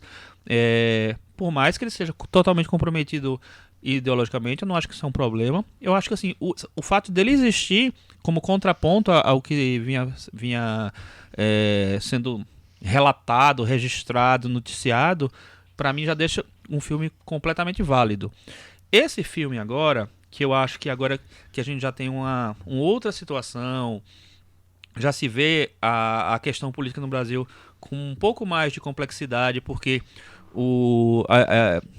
a polarização que existia até o ano passado, hoje em dia está muito mais complexa, porque o Bolsonaro já não é mais aquela pessoa que representa todo mundo da direita, todo mundo que assim. votou nele. Então as coisas já estão muito mais complexas. Eu acho que esse filme daí agora, ele dá uma bagunçada interessante, assim. Ele joga umas sementes. Apesar de ele ser um filme muito didático e muito comprometido, claro. Ela deixa muito claro isso, que ela vai contar a partir do viés político dela. Então, assim, o que eu acho mais interessante é, assim, ela traz essa coisa pro pessoal e ela consegue uma... Nossa senhora, que susto. Uma coisa... As pessoas parece um assustarem negócio voando aqui, a varanda gente, está em pintura. E ela consegue uma proximidade, uma intimidade, um acesso ao Lula e à Dilma, que eu acho muito legal você ter isso, você conseguir ter isso. Se ela tá defendendo... Não acho que nessa é a questão. Então, volto a falar, eu não tenho problemas com a opinião dela. Uhum. O que eu tenho problemas é com você lançar a opinião no momento em que você ainda não tem todas as cartas ainda não foram apresentadas. Aí pra mim, o que aparece? Tanto com Democracia em Vertigem, quanto com o Mecanismo, quanto com o Processo, quanto com Excelentíssimos, tanto com o que vocês imaginarem de política hoje em dia. Parece que é um estádio lotado com a torcida do seu time e o seu time jogando contra ninguém. Quer dizer, você está ali jogando só com a sua torcida, sem ter adversário, porque você não tem ainda, você está só trazendo os seus pontos. Então, para mim, os dois lados estão sendo muito apressados em querer já finalizar uma obra com começo, meio e fim de um aspecto ideológico, sendo que você ainda não tem todas as coisas mais definidas, ou pelo menos mais claras. Então eu acho isso problemático. Com relação a cinema, eu acho que é um filme muito parecido com os outros, com a diferença só que tem a narrativa em off, que você tem muito material de TV, você tem muito didatismo. Então eu não consigo ver esse grande filme que as pessoas estão vendo. Eu acho muito interessante ele ser lançado pela Netflix e aí ter essa visão mundial, porque aí sim, como ele é um filme relativamente didático, o mundo está aprendendo muitas coisas e que estava só... O Brasil não é um dos países que mais chama atenção mundial, né? Você está falando do Brexit ou você está falando do impeachment da Dilma no mundo, né? Não tem, a equivalência não é a mesma. Então, esse filme ser lançado pela Netflix e estando os holofotes, atrai a atenção de muita gente que estava só, teve um impeachment no Brasil, entrou outro presidente, entrou agora um outro presidente que é muito extrema-direita, quer dizer, as pessoas sabem mais ou menos por cima, e aqui foi um pouco mais detalhado do processo, e cada um pode ter um pouco mais de opinião e de querer ir atrás e entender mais o que está acontecendo nesse Brasil, em que contexto ele está envolvido no que está acontecendo no mundo. Então eu acho isso muito positivo, quer dizer, o holofote que o filme conseguiu pela Netflix acabou se tornando para mim mais importante do que a obra finalizada como um todo. Eu vejo como a melhor cena do filme é um trecho de um filme do Leon Risman, que ele retira, né, que é o ABC da Greve. Sim. Que é aquela cena lá do Lula fumando um cigarro e esperando os metalúrgicos estarem em greve ali, uma multidão gigante aguardando para ele falar, né? Aquela cena ali, já no filme do Risman, já acho de um impacto grande. E também é uma cena para dimensionar, né, a figura do Lula, né? Que depois é problematizada, né? Finaliza como um super-herói, né? Esse que é outro problema que eu acho. É um super-herói, mas também ela fala um pouco dos conluios, né? Das uniões, das coligações, da parcerias, que ele faz, né? De como foi questionável isso, a ligação com o PMDB e tal. Ela simplesmente não coloca ele como um santo. Eu acho que tem uma problematização. É. Mas o que eu acho, vou voltar para isso. Volte. Porque eu acho assim, eu acho que você tá cobrando uma coisa que não vai ter nunca. Não vai ter um fim nunca. Porque sei. a história vai estar continuando. Então, Não tem. toda vez que se voltar a esse momento, ele, tipo assim, vai ter novas interpretações. Então, ela deu a dela de agora. Eu não acho que ela quis ser definitiva. Eu acho que ela quis ser didática, até porque são muitos elementos para você realmente contar essa história. E eu acho que ela faz um filme, você falou isso na Netflix, ela faz um filme pra mostrar pro mundo essa história. Vou mostrar pro mundo, contar essa história. Então eu vou ser mais didático possível. Eu não sei, eu não vejo que tenha que existir um momento onde assim, agora a história tá toda contada, agora saíram todas as provas, sabe? Não sei, eu não acho que Porque assim, eu isso. acho que na época que saiu o Excelentíssimos, ele saiu em um momento em que parecia já um filme defasado, né? Parecia assim, ele tá tratando da questão do processo, do impeachment, também, assim como o processo, só que ele saiu depois de alguns meses, né? Com o Bolsonaro já eleito, ou então próximo disso, não Eu lembro. acho que sim, porque foi final do ano, né? Então, eu acho isso. Então, ele Todos foi eles saem defasado. defasados, né? É, Você acabou de falar Mas, do assim, do mas- negócio do humor, quer dizer, todos eles acabam sendo defasados porque as Mas coisas estão eles acontecendo. mas futuramente eles vão ser documentos históricos importantes, né? Mesmo que de alguém vá reclamar que determinado ponto que o diretor ou a diretora destaca seja equivocado, né? Entendi. E algo mais que vocês têm pra comentar? Não. A relação é interessante, eu acho isso curioso porque, como o Chico já levantou, o avô da Petra é um dos fundadores da Andrade Gutierrez, então tava... E o pai dela, E os pais os- eram E os pais fugitivos do... guerrilheiros, É, né, praticamente. Exatamente, totalmente de esquerda, lutando contra a ditadura. E Eita, vamos assistir um vídeo agora? liguei aqui o negócio sem querer. E o quanto isso é complexo na vida de uma criança, né? Quer dizer, o avô de um lado, os pais sendo perseguidos de outro, e como ela cresceu, eu acho isso legal ela colocar isso. E eu gostei No filme. muito da mãe dela, das observações que a mãe Encontrar com dela a Dilma, faz. né? De encontrar com a Dilma. Compararem a vida das duas. em Eu algum acho que às vezes ponto. ela força a barra nessa Sem querer, dúvida. essa querer. Eu me lembrei de uma outra maneira de um filme esqueci o nome da atriz que virou diretora nesse filme, é Bianca alguma coisa, eu acho. Aquele sobre o Dizicroquetes, que é aquele grupo de teatro nos anos 70, 60, 70, do Rio de Janeiro. A atriz, ela se joga tanto no filme, ela se coloca tanto no filme, que ela... Eu acho que às vezes ela força uma conexão excessiva, talvez.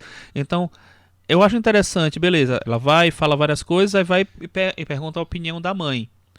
Por um lado é interessante porque você traz para uma experiência pessoal. Você traz para, tipo assim, é isso que eu acho que é a relação que é mais interessante que ela faz. Tipo assim, eu vi uma notícia na televisão, eu vi o que está acontecendo, né? Tenho as informações, vou conversar com quem? Com minha família, com as pessoas próximas para né? poder tal. Então isso eu acho interessante. Só que aí ao mesmo tempo, a mãe fica parecendo que é uma especialista que ela tá ouvindo sobre o coisa. Então, mas a mãe não é uma especialista, ela é uma pessoa que tá dando a opinião dela, tá dando uma impressão dela.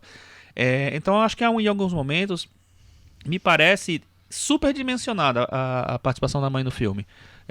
Sem ter necessariamente uma relação com que as coisas estão falando. Mas ao mesmo tempo eu acho curioso. Muito bem. Mas a mãe dela era guerrilheira, né? Eu acho que isso conta também. Ela tem que falar, né? Ela Com não é certeza. especialista, mas assim, ela tem uma experiência de vida, Uhum. né? Dentro, né?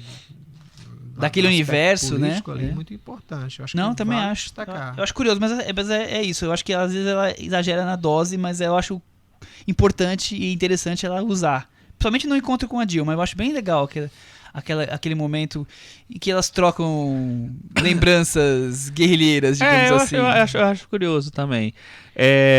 Só pra... Já que a história tá acontecendo, né? O que aconteceu agora, hoje? O alguma Moro coisa? acabou de anunciar a licença de 1 semana para resolver assuntos particulares. Tá vendo só? As coisas não Sério? param nesse país. Ou seja, Licença de gente, quantos? 1 semana. Uma semana é pouco. É uma semana que vira Quando duas, vocês estiverem que vira ouvindo um isso, já mês. vai ter tido mais coisas em cima disso, com certeza. Vamos pro Metavaranda? Vamos. Ou a gente quer falar mais alguma coisa desse filme? Acho que não. Então, Ailton, você. 8. Olha. 8. E você, Chico Vou Firman? dar nota 6,5. Eu vou dar nota 5,5. Olha, Michel sempre...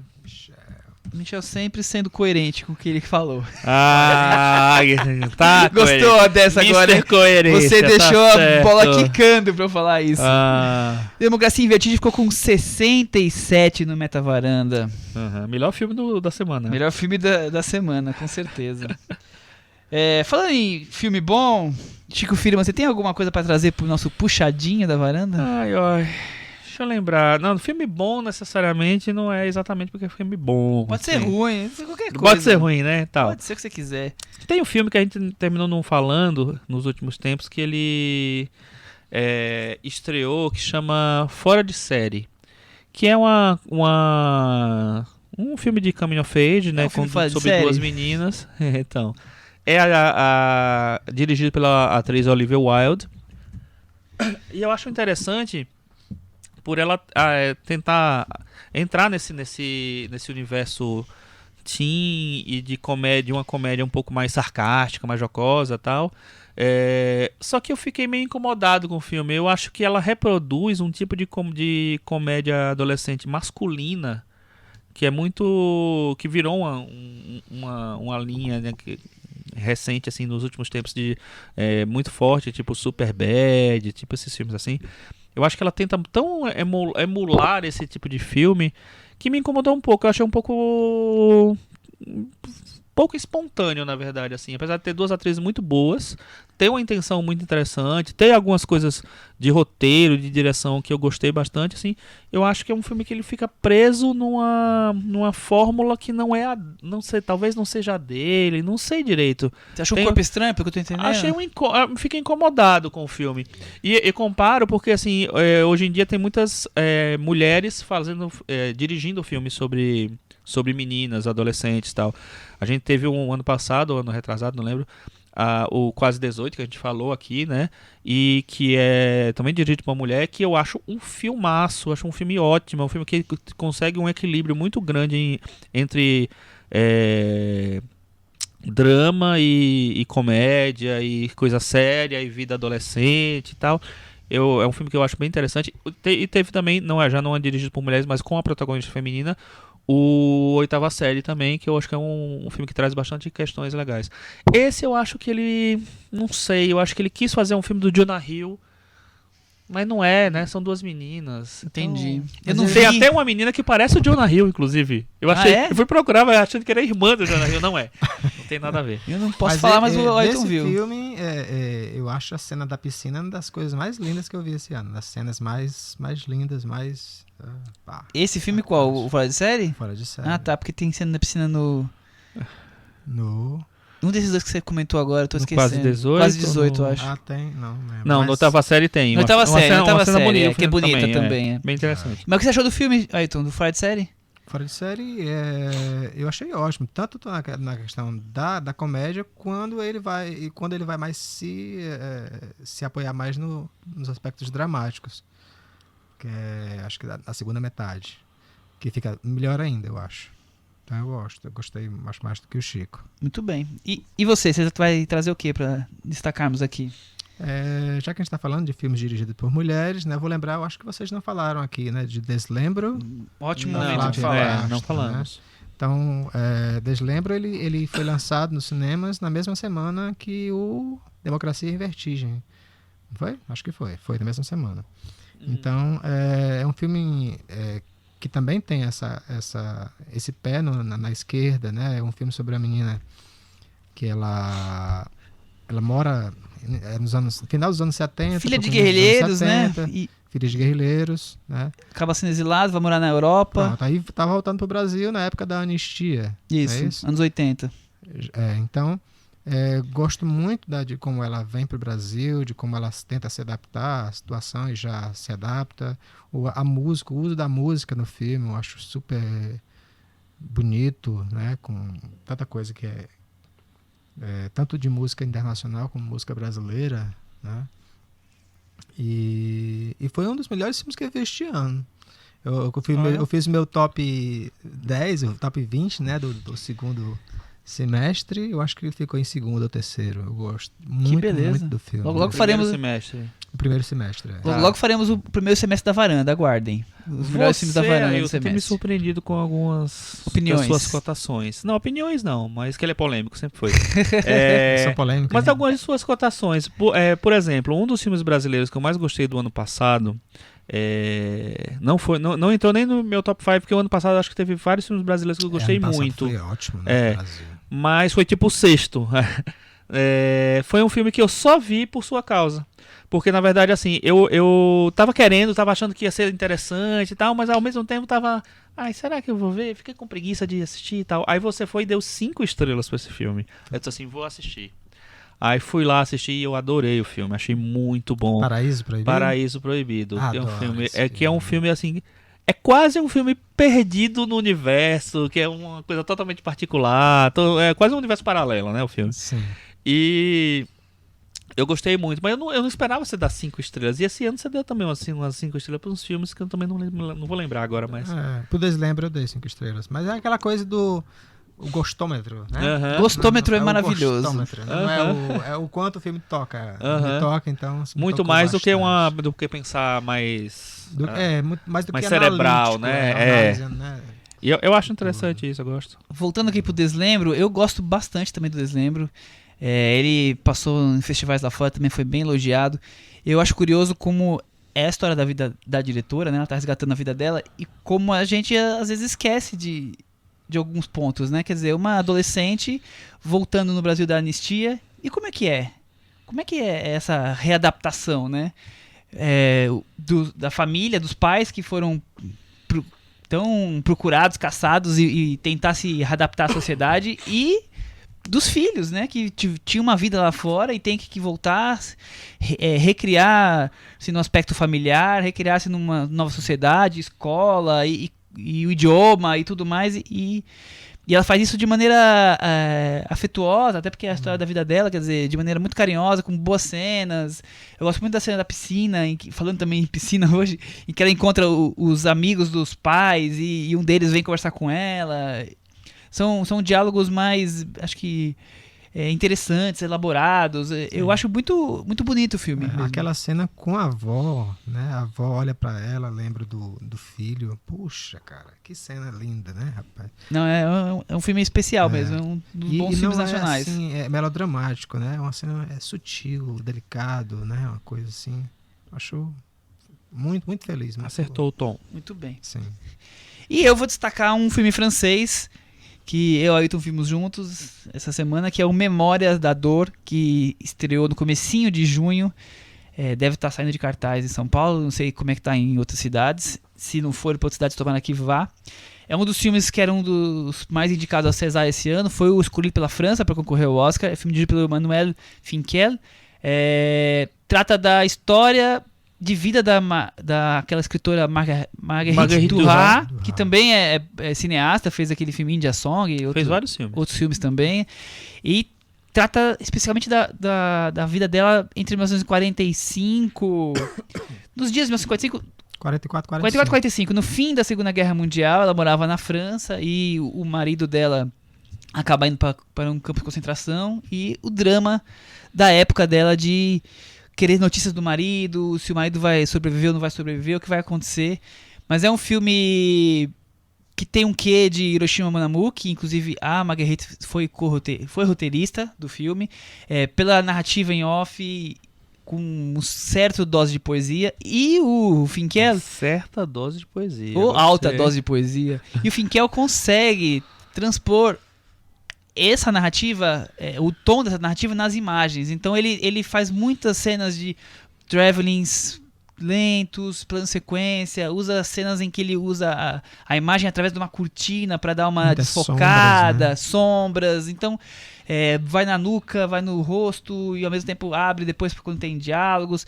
Então ele vai brincando muito e deixando o filme cada vez mais intimista, e 99% do filme está em cima Melanie atriz. Thierry, que está maravilhosa. Eu acho que é uma das grandes interpretações do ano dos filmes que estão lançados aqui no Brasil. Foi uma excelentíssima surpresa, então Vou fica aí ter a que dica. ver, né? Fazer o Poxa, quê? você Vou tem alguma coisa a ter falar, que ver. Ailton? Eu adorei o filme também, achei excelente, né? E aquela opressão, aquele sentimento de esperar, a dor de esperar, né? Isso, né? Então, foram os destaques do ano também pra mim. Não falou. O Chico quer trazer mais um filme aí que nós estamos esquecendo, É né? assim, só pra não deixar passar em branco, assim, o Turma da Mônica Laços, do Daniel Rezende, foi um filme que estreou, acho que semana passada, e a gente terminou não falando aqui também, porque a gente tem muito filme pra falar. Muito filme pra nos falar, tava tempos. acumulado. E é um filme, assim, quando foi anunciado o projeto, eu fiquei com um pé atrás, porque eu imaginava que o primeiro filme de ficção, né, com a Toni Carne e Osso, Live action. da Turma da Mônica, tivesse que ser baseado nos quadrinhos originais, assim, mais regulares, e não num especial que já é diferente, já tem um tom diferente, já tem um tom mais íntimo, mais dramático, tem uma construção diferente. Então, imaginei que estavam dando tipo um passo à frente do que deveria Deveriam. começar. E foi exatamente o que eu senti, assim. Eu acho que é um filme muito bem intencionado, tem uma produção muito boa, né? O Daniel Rezende, eu acho que ele tá cercado ali por gente que Tinha dinheiro pra fazer tinha o dinheiro pra orçamento. fazer, vamos dizer, isso. Ele fez o Bingo, né? Ele é o editor de Cidade de Deus, e fez várias outras coisas, ele dirigiu o Bingo e agora dirige esse filme. Mas eu acho assim, e é um cara inexperiente, eu vejo muito boas intenções ali. Um carinho com os personagens, uma tentativa de traduzir os personagens, transformar desenhos em personagens de carne e viva, osso. né? Carne e Eu osso. acho que tem umas escolhas muito interessantes nessa tradução, né? Mas eu acho que é um filme que ele deixa muito a desejar em quase tudo. Eu acho que ele tem um roteiro muito quase que se esvai, assim, não Se tem, sabe? desfazendo, né? E ser um roteiro que é baseado nessa graphic novel, que o Laços é uma graphic novel, na verdade, da Turma da Mônica, que fala muito da amizade, da relação dos personagens. Eu acho que ele não consegue traduzir, não consegue chegar perto dessa coisa delicada que a revista traz. E eu acho que, sei lá, é mais uma tentativa do que um acerto. Eu, pensando no filme, acho que ele consegue transmitir a aura dos personagens no começo. Então a relação, a amizade, Cebolinha, Cascão, planos infalíveis pra conseguir provocar a Mônica, digamos assim. Acho que aquele comecinho, aqueles 10 minutos iniciais, o filme funciona. E ele faz jus a toda sei lá, a clássica história da Turma da Mônica. Depois, ele acaba se tornando um grande DPA, Detetive do Prédio Azul. Então, tem uma E- comparação com o Menino Maluquinho também. Que eu acho melhor o Menino Maluquinho, não que seja uma grande coisa também. E fica um filme completamente X, assim, pra mim, esquecível. Toda a aventura no parque, completamente esquecível. Perde tudo que o filme estava construindo no começo. E que ele consegue reviver nos últimos 3, 4 minutos. Resgatando mais um pouco dessa relação entre os personagens. Devia ser muito mais um filme sobre a relação, sobre talvez a criação, digamos assim, Turma da Mônica Origins.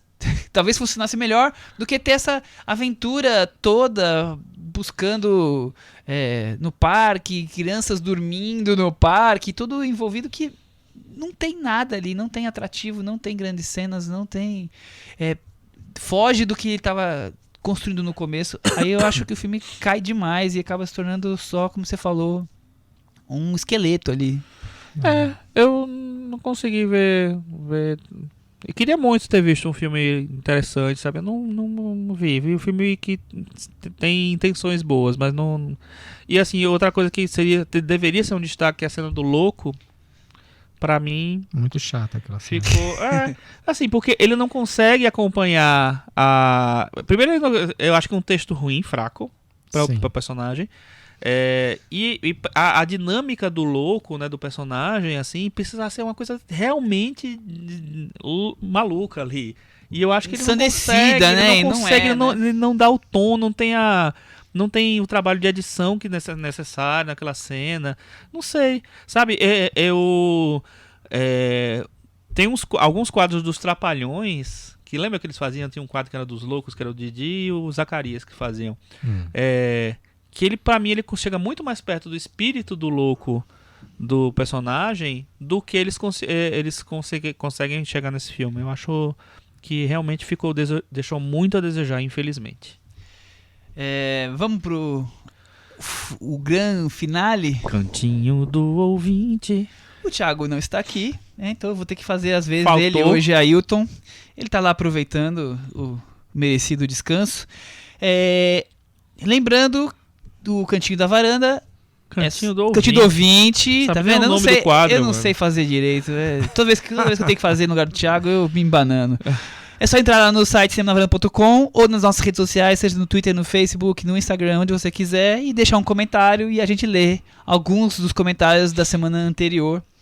Semana anterior nós falamos sobre o filme do Almodóvar, Dor e Glória, e sobre Toy Story 4, basicamente. A Dani Varanda, Nossa varandeira de nome tá até e no- renome. é tão varandeira que até o nome dela, ela tem a varanda. Disse que viu ontem Dor e Glória e concordo muito com a Cris. É um filme que tende a ganhar mais força junto àqueles que acompanham há algum tempo a carreira de Almodóvar. Não sou especialista, mas fiquei tentando analisar como as vivências da infância tiveram impacto no que ele se tornou, tanto como pessoa quanto como profissional. Eu acho que é isso que já tinha falado, né? Eu acho e queria dizer a ela que esse negócio do tempo, o tempo eu acho que vai cada vez mais deixar esse filme num patamar mais elevado. Inclusive porque eu não sabia, depois que eu saí daqui na nossa discussão, eu vi que o Antônio Bandeiras está sendo cotado para o Oscar, para ser indicado ao Oscar. O roteiro do Almodóvar também tá sendo falado, e a Penélope Cruz está sendo falada para atriz coadjuvante também. Olha só. Então, O Almodóvar tem essa pose, lembrando essa que força, né? o Almodóvar concorreu ao Oscar de melhor diretor com o Fale Com Ela, e de melhor roteiro, acho que ele ganhou o roteiro, se não me engano. Fora as indicações de filme estrangeiro, essas coisas. Então ele já saiu dessa coisa do filme estrangeiro só. Então acho bem possível. Que interessante, tomara. O Bruno, eu já assisti boa parte da filmografia do Almodóvar e considero Dor e Glória o melhor dele. Top 3 com certeza. Acho mais maduro e mais singelo. Ele atinge um patamar de direção em que seus filmes são clássicos e subversivos ao mesmo tempo. Pelo menos é o caso deste último. Gostei dessa definição. Achei curioso. E ele fala, Bandeiras tem uma atuação estupenda, na minha opinião. E termina com, não acredito que vocês vão me fazer assistir a Toy Story 4. Bom, espero que tenhamos feito. O Caio Moraes pede pra que a gente fale sobre filmes nacionais, sobre Divino Amor. Falamos hoje, então atendemos Caio Moraes. Foi pra você essa. Só pra você, Caio. Agora falando sobre Toy Story, o Silvano Costa diz que é apaixonado pelos filmes do Toy Story. Os 2 primeiros talvez sejam os filmes que mais marcaram a infância dele. O terceiro é maravilhoso e diz que o Chico defendeu muito bem. Estava meio receoso quanto a este quarto, já que eu acho que a trilogia se resolve muito bem, mas acabei gostando bastante dele. Foi muito corajoso de colocar o Buzz como coadjuvante e se focar na jornada do Woody. E a Joana disse que ficou muito surpresa com os elogios, porque achou o filme meio mediano, que funciona mais como uma errata do que como uma continuação mesmo. Uma errata? Por outro lado, ela acha o filme corajoso a decisão de deixar os personagens antigos de lado e buscar aí novos caminhos e novas piadas. Joana, quero um novo comentário explicando por que errata. Ela fala que, por exemplo, é o arco da Gabi. Gabi, desculpem. Visto que a caixa de som acabou não servindo pra nada nela e não teve impacto nenhum para Woody perder a caixa de som. Mas eu não entendi. Ela disse o quê do segredo desse É que eu dei uma arco? picotada no comentário, né? Ela falou... Voltando, ela falou que foi muito corajosa a decisão de deixar os personagens antigos de lado e buscar aí novos caminhos e novas piadas. Mas sentiu que eles tentaram forçar alguns momentos emocionantes que não funcionaram tão bem. E aí coloca o caso da Gabi como um deles. Eu achei que funcionou, mas enfim, cada um tem sua experiência pessoal, né? Também dizer que o que funciona e o que não funciona emocionalmente cada um vai... Eu falo que esse é o segredo do cinema, né? Cada um vai ter sempre suas Exato. opiniões. No mais, ela disse que adorou ouvir. Nós falamos da nossa relação sobre a trilogia com Toy Story e discorda que nós sejamos apáticos enquanto criticam. Adoram episódios mesmo quando não concorda conosco. Ailton, só pra terminar, Rapidinho, o que você achou de Toy Story 4? Poxa, logo Toy Story 4? Ah, é o que tá em um assunto gostou. aqui. Bom, não, é porque assim, eu tô muito chato com desenhos animados, com fantasia. Não, desenhos animados não. Filme de animação. Filme de animação. Ailton. Então. Aí me deu um pouco de sono, eu já tinha sentido sono também no 3. Então, assim, não posso nem falar isso perto do Chico. O Chico, ele é amante do 3. Que é isso? Mas eu achei legal. Mas ficou na mente, ficou na memória, né? A graça do personagem do Garfinho. É que eu achei fantástico o Garfinho. Você sabe que ontem eu fui numa loja de Funkos, né? Eu sou um colecionador. E aí entrou um menininho lá e ele viu os Funkos do Toy Story e ele falou assim: tem o Garfinho. Aí o cara, não, já acabou ali o que ele queria era o Garfinho, né, cara? Poxa, mas é só pegar um Garfinho e fazer, né? Que Não, pena, mas ele né? quer o Funko do Não Garfinho. deu tempo ainda E eu de acho voltar. interessante que o Garfinho era um personagem que parecia nos trailers, parecia ser, meu Deus, uma Garfinha, mano. Virou um personagem queridíssimo das crianças. Chico, pra finalizar, eu prometo que é o último. O Vitor Almeida mandou no Twitter: quero comentários sobre a escolha da Ariel negra e todo o furor causado. Acho foda. Foram quase 6 décadas de princesas brancas. Quando escolhem uma que será negra, ela vem a problemática. Vitor, na verdade, já escolheram uma princesa negra, porque a princesa e o sapo, né? A princesa é negra da Disney, né? E tinha toda a relação com religiosidade negra do sul dos Estados Unidos e tal. Na verdade eu li pouca coisa, eu trabalhei muito esse final de semana, não consegui ver direito, mas eu acho incrível escolher uma Ariel negra. Por que tem que ser loira, branca, ruiva, branca e etc. É que as pessoas que gostam muito da Disney estavam esperando uma ruiva, né? Gente, mudaram. A MJ, né? A Mary Jane é negra também agora. O mundo mudou. Eu também. Eu espero as coisas antes de... Mas até porque Ariel pra mim não significa muita coisa, né? Que é isso. Eu nunca vi! Eu não posso falar. Então não significa nada. Não significa nada. É legal, a Ariel é legal. A Pequena Sereia tem uma importância grande na Disney nos últimos tempos, que foi o filme que recuperou, né? A retomada da Disney.